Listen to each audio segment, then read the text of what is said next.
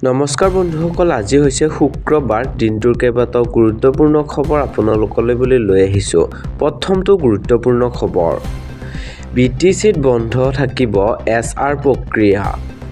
BTC প্ৰধান হাগ্ৰামা মহিলাৰীৰ ডাঙৰ ঘোষণা।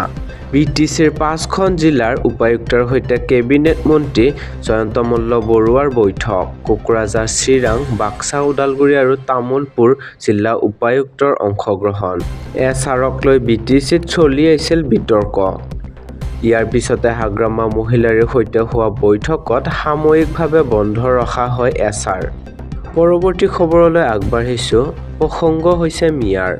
ৰাজ্যজুৰি ব্যাপক প্ৰতিক্ৰিয়া, মুখ্যমন্ত্ৰীক কঠোৰ সমালোচনা বিভিন্ন দল সংগঠনৰ। মিয়া প্ৰসংগত মুখ্যমন্ত্ৰীয়ে কৰা মন্তব্যৰ পিছতে জাঙুৰ খাই উঠিছে বিভিন্ন দল সংগঠন।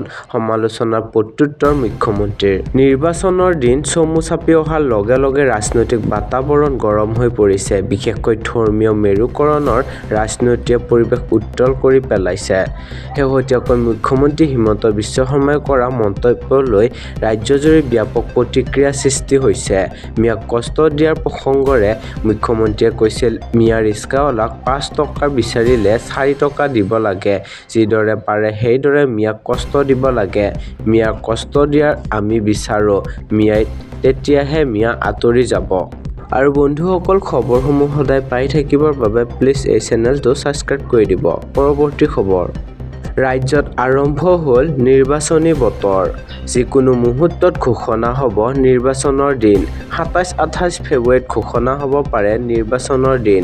নিৰ্বাচনৰ বাবে প্ৰতিটো ৰাজনৈতিক দলে আৰম্ভ কৰিছে কুচকাৱাজ। বহাগ বিহুৰ পূৰ্বেই ৰাজ্যত সম্পন্ন হ'ব নিৰ্বাচন। ৰাজ্য চৰকাৰেও বিহুৰ পূৰ্বে নিৰ্বাচন শেষ কৰিবলৈ আবেদন। আন এক খবৰলৈ আগবাঢ়িছোঁ। খাদ্যত বিষক্ৰিয়া, শিশুসহ চিকিৎসাধীন ৩৪ গৰাকী। ৫ গৰাকী উন্নত চিকিৎসাৰ বাবে গুৱাহাটী মেডিকেল হস্পিতাললৈ প্ৰেৰণ। বকুত খাদ্য বিষক্ৰিয় হৈ ভয়ংকৰ পৰিস্থিতি। খাদ্যত বিষক্ৰিয়া হোৱাৰ ফলত অসুস্থ হৈ ৩৪ গৰাকী লোক বৰ্তমান চিকিৎসাধীন হৈ আছে। বকুৰ জৌৱাপাৰা, ৰংচেপাৰা আৰু ভোগদাবাৰী গাঁৱৰ শতাধিক লোক খাদ্যত বিষক্ৰিয় হৈ অসুস্থ হৈ পৰিছে। আৰু ইতিমধ্যে ৫জনকৈ ৰোগীক উন্নত চিকিৎসাৰ বাবে গুৱাহাটী মেডিকেল কলেজ হস্পিতাললৈ প্ৰেৰণ কৰা হৈছে। আন এক পৰৱৰ্তী খবৰলৈ আগবাঢ়িছোঁ। মুখ্যমন্ত্ৰী ডক্টৰ হিমন্ত বিশ্ব শৰ্মাৰ বৃহৎ মন্তব্য। মুখ্যমন্ত্ৰীৰ উদ্যমিতা আঁচনিৰ ধন নোপোৱাসকলৰ বাবে ডাঙৰ খবৰ। শীঘ্ৰেই প্ৰতিগৰাকী মহিলাই লাভ কৰিব উদ্যমিতা আঁচনিৰ ধন। প্ৰথম কিস্তিত ১০,০০০ টকা লাভ কৰাৰ পিছতেই লাভ কৰিব দ্বিতীয় আৰু তৃতীয় কিস্তিৰ ধন। প্ৰতিগৰাকী মহিলাই লাখপতি হ'ব।